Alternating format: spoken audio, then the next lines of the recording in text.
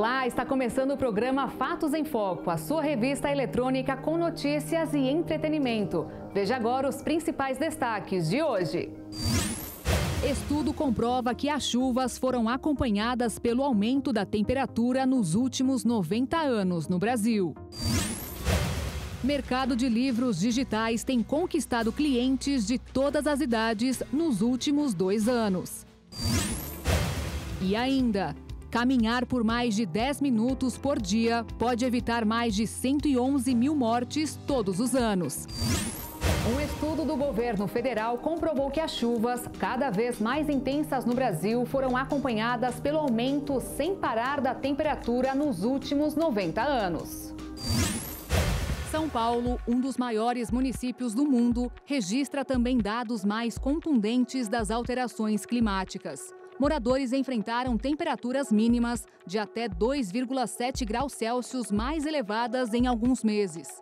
Os eventos extremos de chuva excessiva na capital paulista quase duplicaram para temporais de 80 milímetros e são mais de 3 vezes maiores para os de 100 milímetros, num cenário que se intensificou desde a década de 1990. Segundo o Instituto Nacional de Meteorologia, os resultados de elevação de temperatura podem estar associados à variabilidade natural, ao aquecimento global e à urbanização das cidades.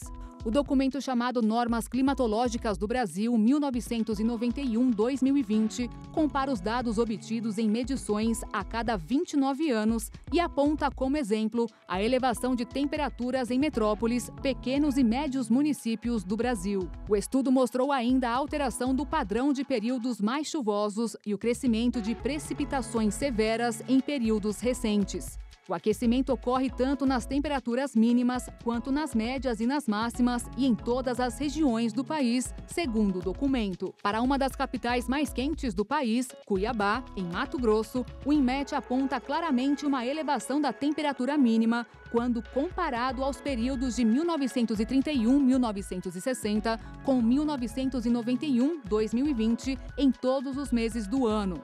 Em outubro, por exemplo, a variação chega a 1,6 graus Celsius e nos meses de abril e novembro, a alta na temperatura mínima é de 1,5 grau.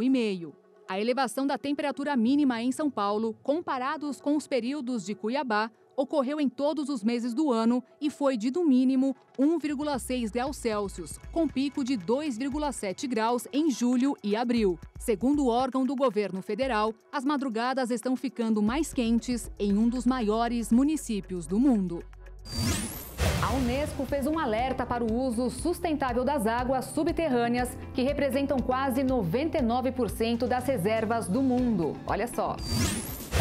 Laisse croire que si rien n'est fait, la situation ira de mal. Há todos os motivos para acreditar que, se nada for feito, a situação vai piorar e piorar, devido em particular à forte pressão demográfica, à rápida urbanização e às atividades industriais poluentes. Este 9º Fórum Mundial da Água nos dá a oportunidade de soar o alarme sobre a gravidade da situação para que as questões hídricas permaneçam no centro da agenda internacional. Sur la gravité de la situation, afin que les questions liées à l'eau restent au cœur de l'agenda international. Segundo o informe intitulado Águas Subterrâneas, fazer visível o invisível, os benefícios diretos e indiretos passam frequentemente despercebidos ou são ignorados, deixando muitos aquíferos sem a proteção adequada. Como resultado, as reservas de água subterrânea no mundo estão frequentemente mal geridas, subvalorizadas e em risco de contaminação. Para a Unesco, esses recursos hídricos poderiam oferecer, por exemplo, soluções para atenuar as mudanças climáticas. O documento indica que os aquíferos possuem uma capacidade de absorção única, capaz de limitar o impacto das variações climáticas. O texto recomenda especialmente a irrigação via sistemas de bombeamento de água subterrânea com energia solar. Por fim, o informe estimula governos a criar e enriquecer uma base de conhecimentos dedicada às águas subterrâneas com o objetivo de compartilhar informação. E um estudo do Instituto Trata Brasil avaliou os indicadores de saneamento básico dos 100 maiores municípios do Brasil, que concentram aproximadamente 40% da população brasileira. Cidades dos estados de São Paulo, Paraná e Minas Gerais ocupam as primeiras posições, enquanto que as do Rio de Janeiro e das regiões Norte e Nordeste estão entre as últimas. Na avaliação do Trata Brasil, que está na 14ª edição do estudo de saneamento, as cidades ranqueadas na parte de baixo da tabela estão se distanciando das cidades que ocupam o meio, o que é preocupante.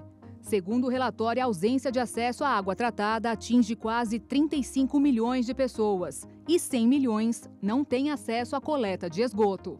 E isso acaba refletindo em centenas de pessoas hospitalizadas por doenças vinculadas à falta de acesso à água tratada.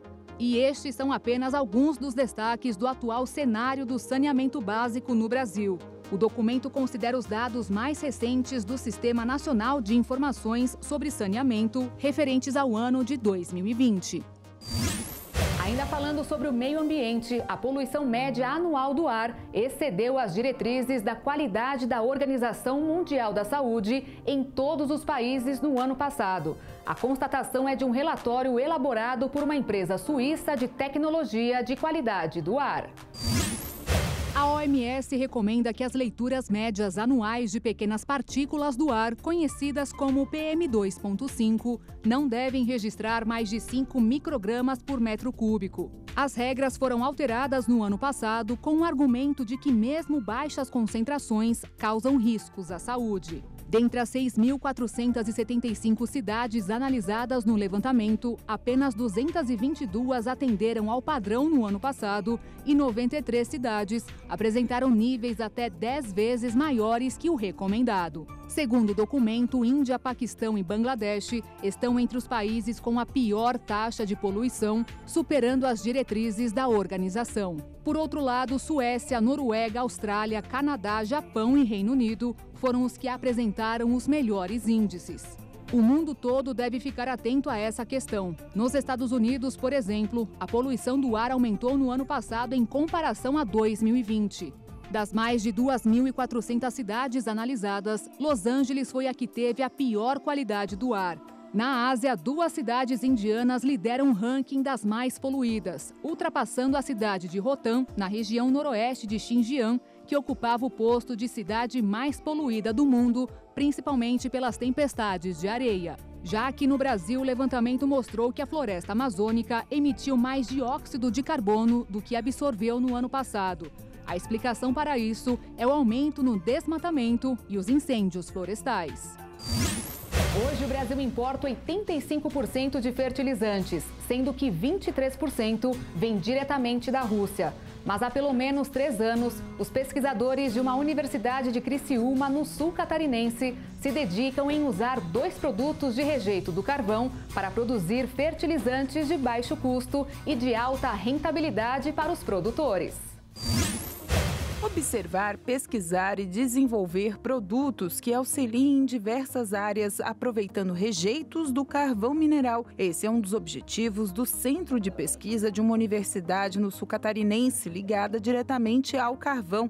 E é através de vários estudos nasceu a possibilidade de transformar as cinzas da queima do carvão mineral em fertilizantes de alta rentabilidade e baixo custo para o produtor. A intenção é a gente utilizar produtos que são um passivo ambiental, né? E tornar ele um produto que tenha rentabilidade, que tenha um uso econômico novamente, e reinserir ele novamente na cadeia econômica, né? Então, nessa situação da cinza do carvão, a gente viu uma possibilidade de, então, a partir dela, fazer um processamento, né? E gerar um produto que trouxesse, então, para a área agrícola, uma das aplicações na área agrícola, né? E que desse esse retorno, né, desse passivo ambiental e, ao mesmo tempo, estivesse dando lucro para o agricultor, lucro para o setor agro, né? Principalmente no atual momento que a gente vem vivendo de crise de fertilizantes, né? De problemas na quantidade, na disponibilização desse produto no mercado, né? O novo fertilizante tem como uma de suas propriedades a liberação lenta dos seus componentes, o que é um processo inovador, levando valor ao setor agrícola, incorporando novas tecnologias e aumentando a eficácia produtiva. A fase de testes do produto já iniciou em uma estufa climatizada e livre de problemas climáticos. Através dessas amostras que estão sendo desenvolvidas com o controle, o produto será levado a campo para mostrar todo o seu poder em solo e nas diversas condições do tempo. O objetivo deste ambiente aqui, desse container, é a gente ter um ambiente 100% controlado, para que a gente faça o primeiro teste de fertilizante aqui dentro, né? Para a gente não tenha nenhuma interferência de qualquer outra variável ambiental. Porque como um equipamento, uma máquina tem o seu manual e os seus critérios específicos de funcionamento, uma planta também tem, né? Ela tem condições ideais ambientais para ela ter o seu máximo rendimento, né? Então aqui dentro a gente tem controle da iluminação, a gente tem controle da temperatura, a gente tem controle do nível de CO2 que tem aqui dentro, né? Controle da umidade do solo também. Então a gente tem o controle sobre todas as variáveis, a gente consegue colocar todas as condições ideais para o pleno desenvolvimento da vegetação. A única variável aqui dentro é a quantidade de adubo e o tipo de adubo. Então, a partir disso, a gente consegue balizar quanto de adubo é necessário, a efetividade do nosso adubo com essa nova tecnologia, né? E a partir do momento que a gente tiver certeza do que a gente está propondo, né? Através desses testes aqui dentro, né? A gente, então, vai para campo.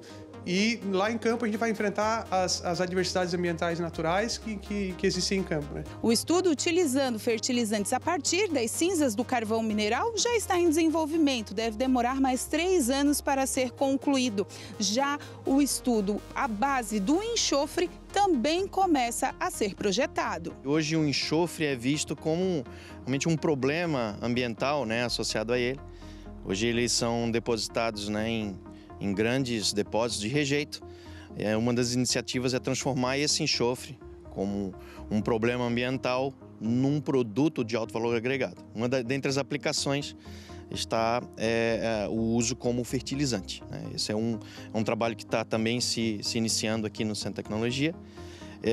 Assim como já aconteceu com o uso da cinza, né? Cinza da queima de carvão mineral, transformado, né, isso num fertilizante para liberação lenta. E sempre agregando o valor e reduzindo o custo, né? Então, agora com essa demanda de fertilizantes, vai passar por isso os fertilizantes de grande desempenho, mas de baixo custo. E a gente resolve 2 problemas, né?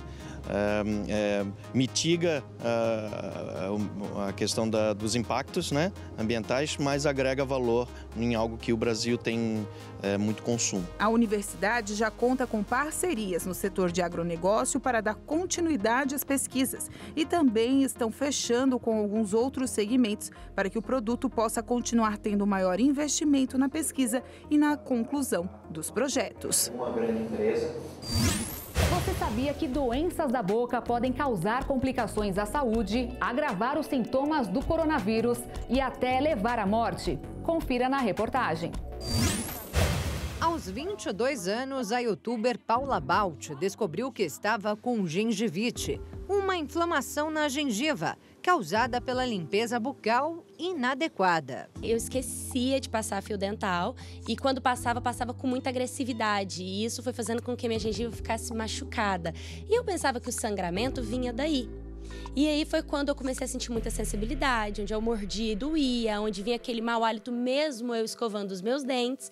E uma amiga falou, olha, vai no dentista que é gengivite. E se não tratada, a doença pode evoluir para uma periodontite, como explica o cirurgião dentista Navarro Lúcio. É quando essa gengivite se alastrou mais na boca do paciente, né?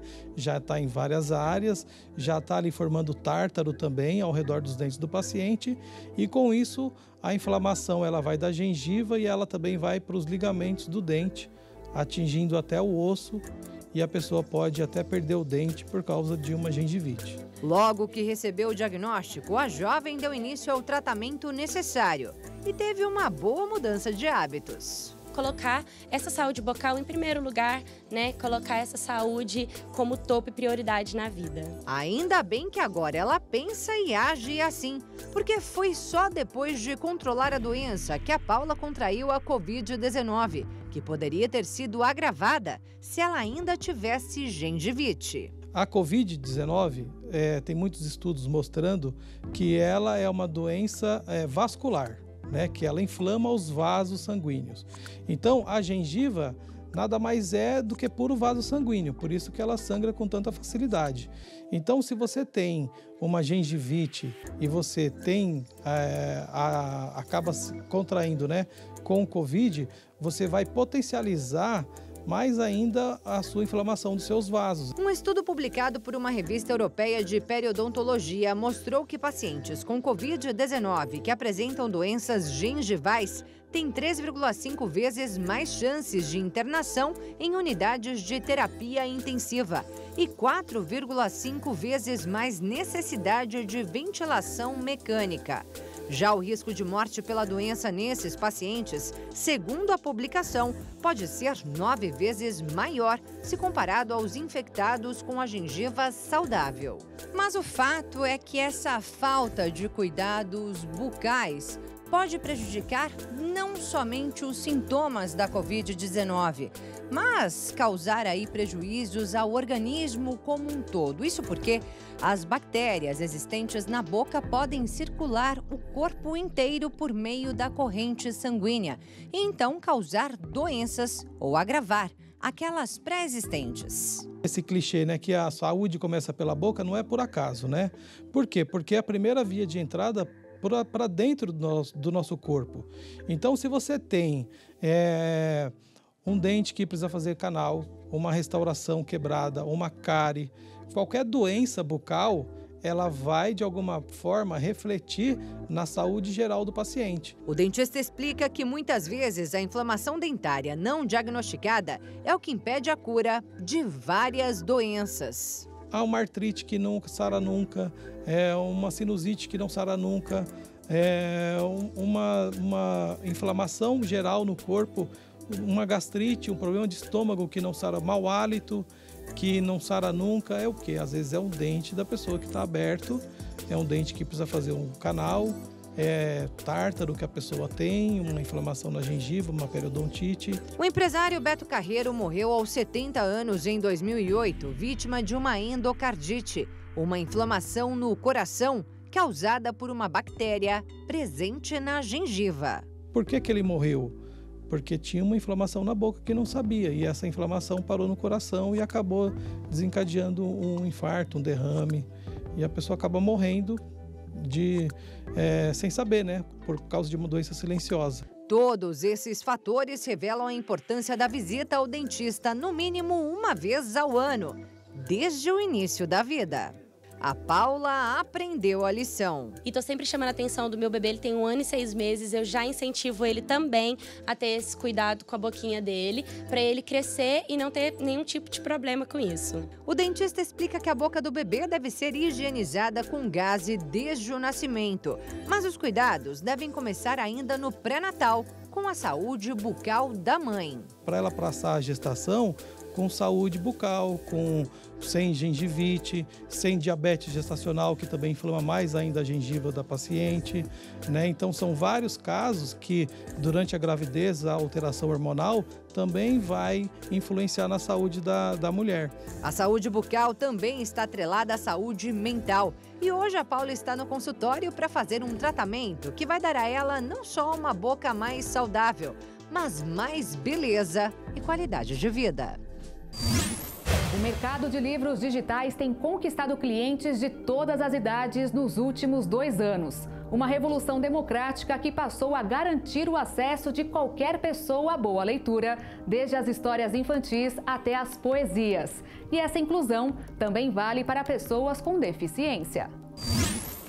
O mercado tradicional de livros enfrenta queda na venda dos produtos e no faturamento. Por outro lado, as livrarias que trabalham exclusivamente com produtos digitais registram crescimento no faturamento, chegando a 84%. Os dados são da mais recente pesquisa do Sindicato Nacional dos Editores de Livros. Antigamente, nós tínhamos uma situação onde os melhores periódicos, os melhores livros, eles estavam disponíveis restritamente em bibliotecas de centros de pesquisas, de boas universidades, ou seja, nos grandes centros, nos ambientes universitários.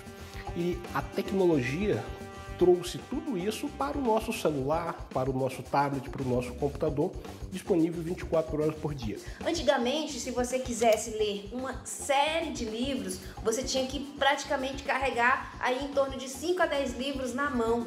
E hoje, em um único lugar, você contém todas essas informações. Então essa é uma das premissas dos livros digitais. A gente que já passou dos 30, você está começando a vivenciar esse acesso às tecnologias, diferente da nova geração, que ela já nasce conectada. E o que a gente observa? Que um complementa o outro. Um não substitui o outro, porque o livro ele tem várias extensões e para cada perfil de pessoa você tem uma necessidade. Além dos e-books, que podem ser acessados através de aparelhos específicos para leitura ou mesmo no celular, o mercado de livros digitais conta ainda com os audiobooks, um segmento que também está em ascensão. Além de promover conhecimento para quem não quer ou não gosta de ler, os audiobooks garantem a inclusão de pessoas com deficiência visual e baixa visão. Para essas pessoas, o audiolivro ele se tornou assim um importante instrumento de acesso à leitura no nosso país. O audiobook é totalmente inclusivo desde sua concepção e pode ser consumido igualmente por pessoas com ou sem deficiência visual, trazendo liberdade para o leitor aproveitar o conteúdo em qualquer lugar, com recursos fáceis, práticos, que entretêm e trazem informação. Os livros literários contam com a emoção da voz humana, com entonação e emoção transmitida pelo narrador, tornando-se uma companhia para o ouvinte. Uma das formas como fazemos isso é por meio da produção e distribuição gratuita de livros em braille, falados e digitais, acessíveis, diretamente para o público e também para cerca de 3.000 escolas, bibliotecas e organizações de todo o Brasil. Também oferecemos gratuitamente serviços especializados para pessoas cegas e com baixa visão e suas famílias, nas áreas de educação especial, reabilitação, clínica de visão subnormal e empregabilidade. Só de janeiro a setembro de 2021, a gente teve um consumo de mais de 700 mil horas de audiobooks só na categoria de audiobooks de fantasia. E olha só, apenas 1/3 da população brasileira está 100% conectada à internet. E até 2025 teremos um déficit de mais de 530 mil profissionais de tecnologia. Essas são algumas das conclusões do estudo O Abismo Digital no Brasil, elaborado pela consultoria PwC e pelo Instituto Locomotiva, que indica que o país teria que investir 3 a 4 vezes mais que países como Estados Unidos, Reino Unido e Singapura para formar esses profissionais. Segundo a pesquisa, os usuários plenamente conectados somam 49 milhões e 400 mil pessoas. Em média, eles acessam informações na internet 29 dias por mês. Nas regiões sul e sudeste do país, usam notebooks, são escolarizados, brancos e pertencem às classes A e B. Já os parcialmente conectados somam 44 milhões e 800 mil brasileiros que acessam dados da web 25 dias por mês. A conclusão é que a pandemia de Covid acelerou a digitalização em diversas áreas do país, mas o Brasil tem dificuldades em avançar nesse processo, já que o acesso à internet é desigual entre a população. Além disso, os equipamentos disponíveis não são adequados para a formação digital e menos de 1/3 da população pode ser considerada totalmente conectada. O resultado é que esse cenário trava a produtividade e produção de riqueza no Brasil e deixa um déficit de profissionais para atuar no mercado de trabalho digitalizado, com impacto negativo na renda. O Ministério da Saúde informou que os casos de dengue no Brasil cresceram mais de 40% só neste ano. A redução de ações preventivas durante a pandemia pode ter sido uma das causas do aumento. Entre 2 de janeiro e 12 de março deste ano, foram feitas mais de 161 mil notificações de prováveis infectados pela dengue. O número de casos da doença no Brasil cresceu 43,9% nos primeiros meses do ano. Segundo o boletim epidemiológico do Ministério da Saúde, a região Centro-Oeste apresentou a maior taxa de incidência, com 204 casos por 100 mil habitantes. Em seguida, aparecem as regiões Norte, Sul, Sudeste e Nordeste. O país registrou 154 casos graves de dengue e mais de 1.500 com sinais de alarme. Os sintomas como dor abdominal intensa, vômitos persistentes e sangramentos na gengiva indicam um quadro grave. A Fiocruz avaliou que o cenário é de atenção e que o aumento de casos pode ter sido provocado pelo efeito da pandemia de Covid-19, que reduziu as ações de controle do mosquito transmissor da doença, ou ainda pelo período chuvoso registrado neste início de 2022. A população também tem uma tarefa importante para evitar mais casos: relembrar o cuidado básico de esvaziar pontos de água parada, como vasos de plantas, caixas d'água e piscinas.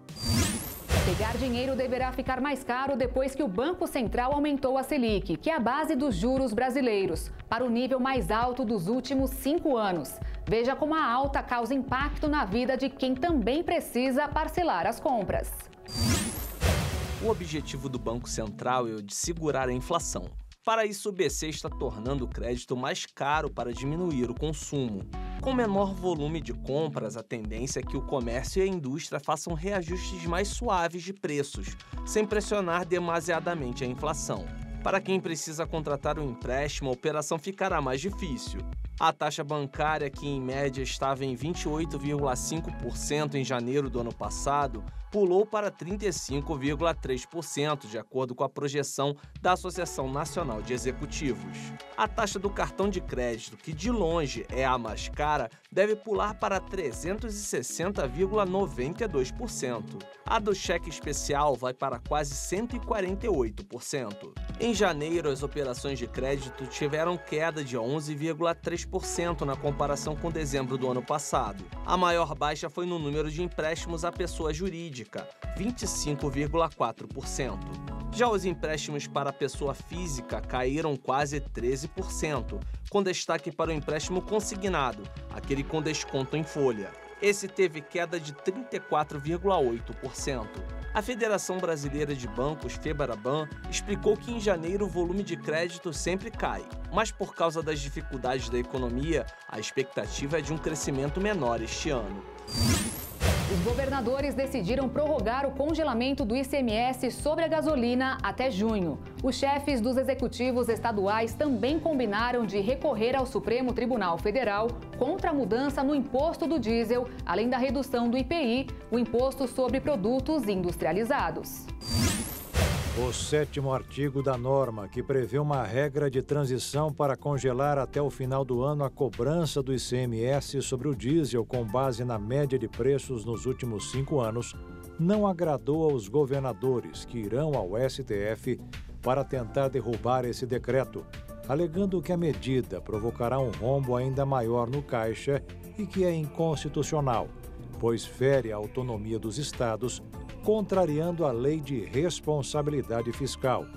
Os estados calculam que, com a decisão, será possível reduzir a queda de arrecadação de 30 bilhões de reais para 14 bilhões de reais neste ano e poderão reduzir em 21 centavos em média o preço do litro do produto na bomba. Eles também insistem na aprovação do projeto de lei 1472, criando uma conta de estabilização dos valores e forçando a Petrobras a mudar a política de preços, atualmente atrelada ao mercado internacional. Outro assunto que deve fazer os governadores recorrerem ao STF é a redução do imposto sobre produtos industrializados em 25%, que vai causar impacto direto nas finanças regionais. O Ministério da Economia calcula que o governo federal deixará de arrecadar quase 20 bilhões de reais. Metade desse valor desfalcará estados e municípios.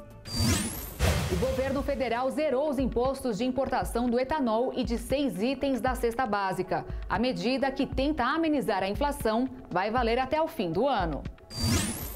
A Após reunião extraordinária com o Comitê Executivo de Gestão da Câmara de Comércio Exterior, o Ministério da Economia anunciou a redução a zero das alíquotas de imposto de importação do café, margarina, queijo, macarrão, açúcar e óleo de soja.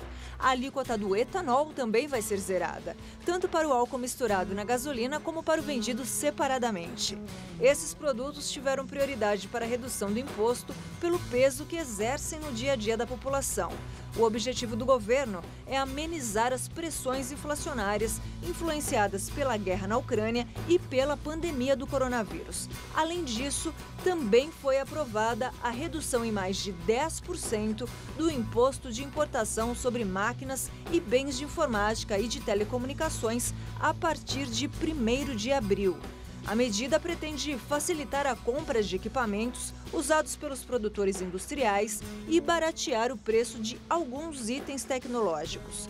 Segundo o secretário executivo do Ministério da Economia, Marcelo Guaranis, a medida tem como objetivo segurar a inflação e aumentar a competitividade no país. Reduzir imposto de importação é muito importante para todo mundo, para a competitividade, para a produtividade.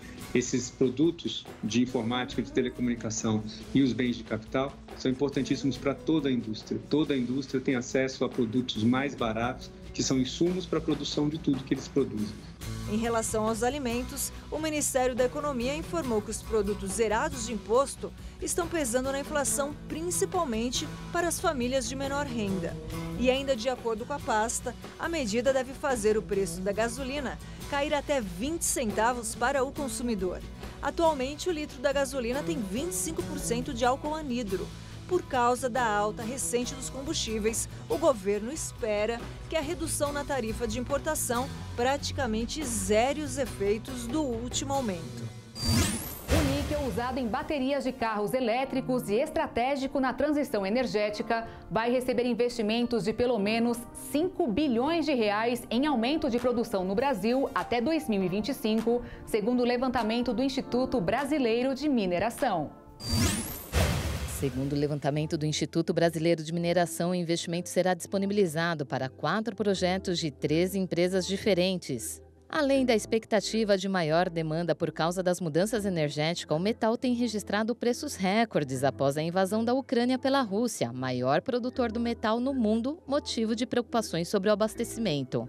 O níquel chegou a ser negociado acima de $100 mil a tonelada em Londres antes da negociação ser interrompida pela Bolsa de Metais Londrina no início deste mês. E olha só, um novo estudo esclarecedor sobre movimento e mortalidade, publicado na revista médica JAMA, mostrou que se quase todos nós começássemos a caminhar por mais 10 minutos por dia, poderíamos coletivamente evitar mais de 111 mil mortes todos os anos.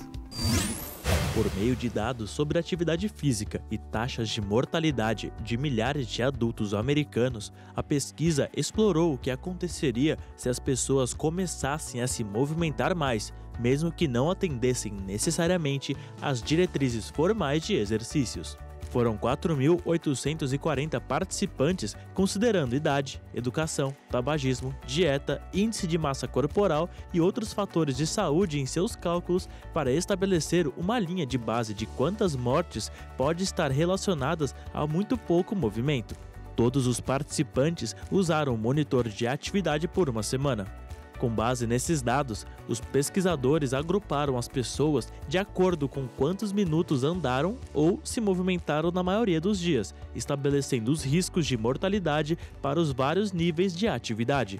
Foram feitos ajustes para contabilizar estatisticamente aquelas pessoas que eram muito frágeis ou incapazes de andar ou se movimentar facilmente.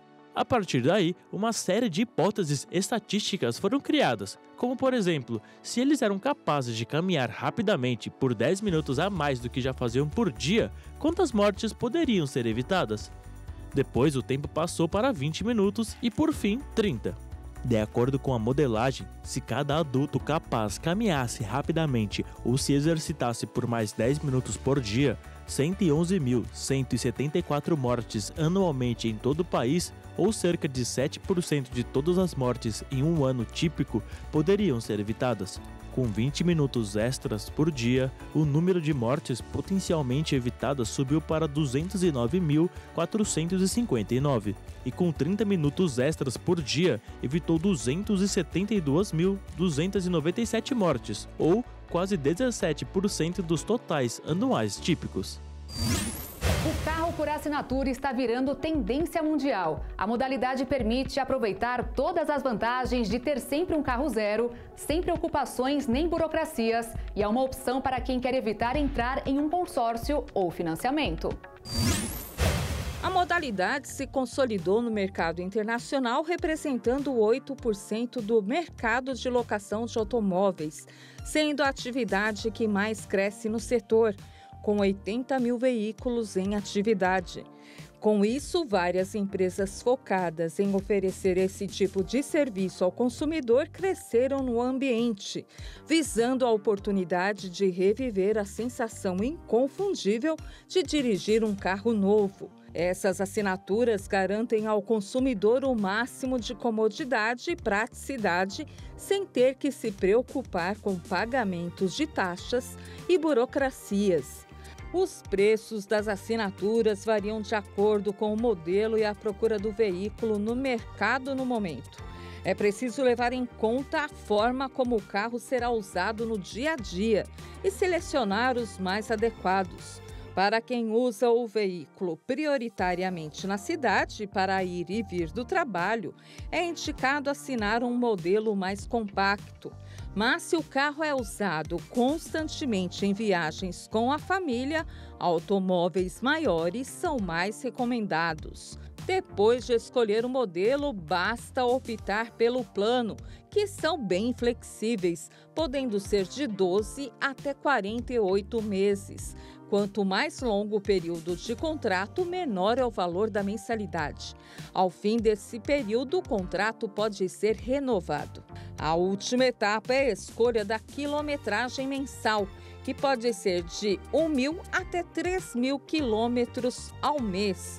Para outras pessoas da família usarem o carro, basta cadastrar os motoristas adicionais no site ou no aplicativo. Assim, todos podem desfrutar da assistência 24 horas, evitando correr riscos. Por fim, como a sustentabilidade é um assunto importante para todo o planeta, os clientes podem ajudar a neutralizar o carbono, optando pela cláusula de carbono neutro. E falando em carros, os que voam serão acessíveis em São Paulo nos próximos 15 anos. O estado, segundo a empresa de mobilidade aérea urbana da Embraer, tem potencial para 400 a 500 veículos de voo. Os veículos elétricos de decolagem e pouso vertical, também conhecidos como carro-voadores, já é uma realidade de negócio para a startup EVE, que aposta na experiência da Embraer, sua controladora, para liderar a corrida por esse mercado. Mesmo em um cenário desfavorável de inflação global e incertezas causadas pela guerra na Ucrânia, está otimista com os planos de abertura de capital na Bolsa de Nova York no segundo trimestre. A empresa de mobilidade aérea urbana iniciou o processo de obtenção de certificado de tipo para seu veículo elétrico de decolagem e pouso vertical na Agência Nacional de Aviação Civil e colocá-lo em operação comercial em 2026. A certificação confirmará se o novo modelo de aeronave que será produzido em larga escala atende aos critérios legais de aeronavegabilidade. O carro voador pretende oferecer transporte confortável, com baixo ruído e zero emissões de carbono. Inicialmente será tripulado e terá capacidade para 4 passageiros. Com 17 parcerias anunciadas e 1.735 aeronaves na carteira de pedidos avaliada em 5 bilhões e 200 milhões de dólares, a EVE projeta receita de 4 bilhões e 500 milhões de dólares em 2030 e participação de mercado de 15%.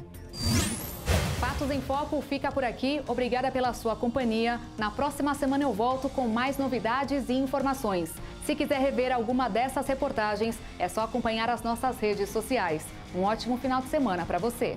Tchau!